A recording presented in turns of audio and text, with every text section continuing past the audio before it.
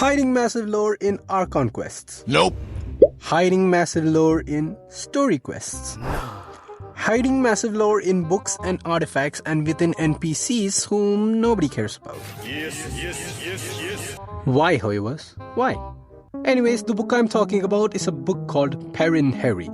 This book is found in Fontaine from an NPC called Hubel, who can be found in this particular location.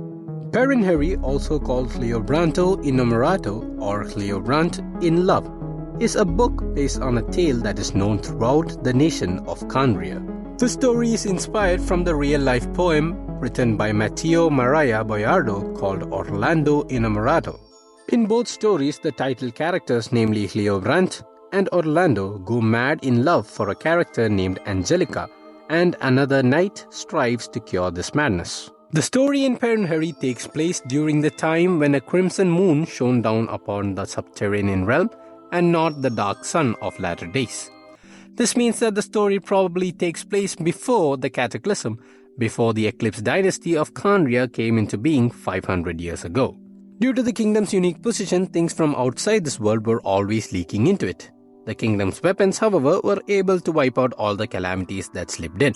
This probably refers to Khaenriah's position being exposed to the abyss, which is located both beneath and beyond Teyvat. The kingdom had weapons which were able to deal with whatever came out from the abyss. But what about other stuff drifting into the kingdom, like a child from a destroyed world? This is Rob. Rob has a girlfriend, Robin. Rob loves to spend his hard-earned money on 3D waifus in Genshin Impact. Robin, however, is not a fan of Rob's gambling addiction. Rob's life, as a result, was miserable. That is until Rob discovered Loot Bar. Loot Bar is a platform where you can purchase Primogems and Stellar Jades for lower prices as compared to in-game. This is done by leveraging the difference in prices for Primogems in various parts of the world, and as well as avoiding a certain portion of Apple and Google tax. The transactions are 100% safe and delivers the Primogems almost instantly. For first-time buyers, you can also receive the 2x bonus, proving that Loot Bar is legit. After using Loot Bar, Rob was able to save money, get Robin that purse she always wanted, and even buy himself that sweet Corvette. So what are you waiting for? Be like Rob. Download Loot Bar right now. Link in the description below. One sage had told the great ruler that once upon a time people believed that gods would take the form of shipwrecked to investigate the mortal realm, and so people always treated the shipwrecks with utmost honor and respect. Despite the lack of oceans within the kingdom's borders, oceans were often used to describe the space surrounding stars. The first person that came to my mind when I read this was Paimon. Paimon, who is probably a god and came to us in the form of a shipwreck. Anyways, in anticipation of the arrival of beings that could transcend the gods, an orphanage was set up to take care of these possible descender kids. But later on, this was used to shelter the kingdom's orphans and other exiles from other nations. Perinheri was one such orphan in the kingdom's orphanage, and his earliest memories include being asked to crawl through a soot-covered chimney where he sees an illusion of the crimson moon, which then turns around and reveals itself to be a titanic, horrified eye. Now upon hearing this, all the adults embrace Perinheri and declare that he has traversed the fire of two worlds and is reborn. Perinheri later on goes to lead Khaenriah's ranks and becomes the leading figure. Even though the Crimson Moon dynasty came to an end and welcomed the Eclipse dynasty, the transcendent being that the kingdom waited for never arrived. In volume 2 of this book, the orphanage welcomes a new member, a beautiful lady from a foreign land who claimed to be a noble princess. She came from a nation which had been defeated by Morax, and as she refused to forsake her old god and submit to the new one, she drifted and wandered into the kingdom. This gives us an idea of when these events are exactly happening, which could be shortly following the Archon War 2000 years ago. Now the name of this girl was Angelica, which means one who is a divine emissary. In the original Italian poem Orlando Innamorato, Angelica is the daughter of the king of Cathay, which was the name that was used for China. The Angelica in Perinheri is also from Liyue, even though the name might not suggest it. Later in the book, it is suggested that Angelica's name might have been Lady Maoying or Tianwang Nu. Angelica claims that she would only marry the mightiest in the kingdom, and Cleobrant becomes smitten with her, hence the title of the book. It is said that Angelica's arrival changed Cleobrant, who would randomly cause trouble and duel other knights to impress Angelica. Angelica, however, not swayed by these meager feats, speaks of the mightiest in the kingdom. Njord, who walks with the dark sprites, Alf, the greatest warrior in the Universitas Magistrorum, Alberich, commander of half of the knights, and Perinheri, the undefeated. This convinced Cleobrant, who was driven mad with love, that the only way to win over Angelica was to defeat Perinheri. Perinheri, on the other hand, believed that the only way to cure his best friend's madness was to kill Angelica.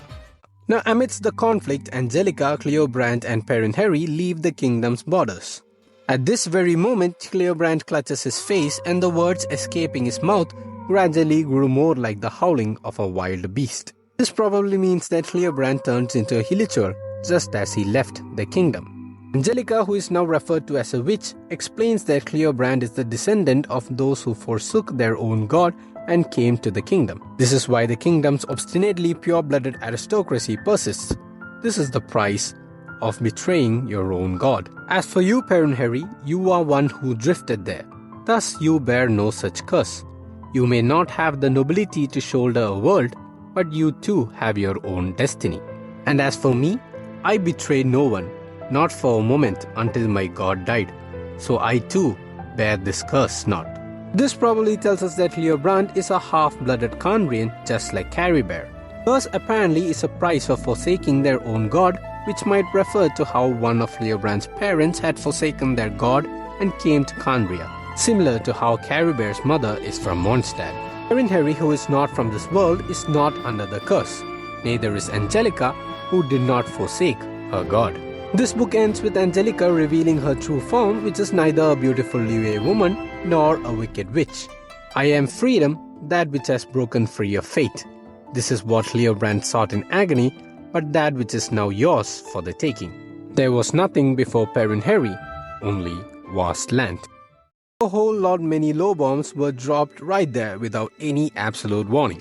Starting with Khaenriah's Crimson Moon Dynasty. Crimson Moon Dynasty existed before the Eclipse Dynasty and was heavily reliant on alchemy, whereas the Eclipse Dynasty relied more on mechanical engineering. One of the heroes mentioned by Angelica, namely Njord, who walks with the dark sprites, must have been one of the Beastmaster Knights who lived during the Crimson Moon Dynasty.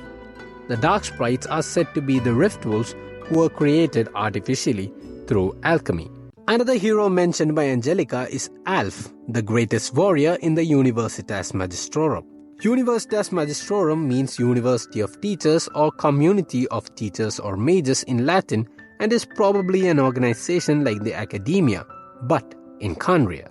In the Fontaine world quest called Pursuit, a log written by Jacob Ingold mentions this particular organization and criticizes how they inverted the alchemical stages for other purposes. Universitas Magistrorum is also mentioned in this particular name card from Meetings in Outrealm Series 4. I think we all probably know what is being talked about in this particular name card. This probably refers to Khaenriah's attempt at summoning transcendent beings, or the Descenders. Next is the true identity of Angelica. When I heard the word Angelica, the only person that came into my mind was the third Fatui Harbinger, Columbina. In the book, it was also mentioned that Angelica's real name might have been Lady Mao Ying or Tian Wang Nu. Lady Mao Ying meaning Lady with the Wondrous Sound, and Tian Wang Nu meaning Servant of the Heavenly King. Columbina, as we all know, has a wonderful singing voice and is the character who sings the Elogia Cinerosa theme song in the Fatui Harbinger trailer. Columbina also has a heavenly demeanor which can be depicted from her headpiece, which resembles the wings of an angel. And as you all know, angels are practically the servants of the heavenly gods. And if you think about it, from every nation that we have visited, we have actually had a Fatui Harbinger who is native to that particular nation, except for Liyue. So it could be possible that Angelica, who is actually from Liyue, is actually Columbina, the third Fatui Harbinger. Columbina's eye mask and her head covering also seem to resemble the bottom of a Seelie coat. So it could be possible that Columbina is also a Seelie who came in the form of Angelica to guide Perinheri to his destiny. Now comes the most interesting theory. orphanage was waiting for a being that could transcend the gods. Perinheri was a being who drifted to Khaenriah from another world but wasn't the transcendent being the kingdom had hoped for. Also, according to Angelica, Perinheri did not have the nobility to shoulder a world. This probably means that even though Perinheri came from outside the world, Perinheri is not a descender. Particular concept was already clarified in a previous Narcissus and Croix letter, which said that not everything which comes from outside the world is a descender. Now comes the most interesting point. In the Chinese text version of the Perinheri book, the gender of Perinheri is actually either female or male. The gender changes depending on which traveler we choose. So this could only mean one thing, that Perinheri is actually the Abyss Twin. And now from this trailer, we also know that the Abyss Twin was present during the time of the Crimson Moon and witnessed the calamity. But in the end, Perinheri was unable to save Khaenriah from the cataclysm. Like Angelica said, Perinheri did not have the nobility to shoulder a world, but she too had his own destiny, and that destiny was to become the Prince of the Abyss Order.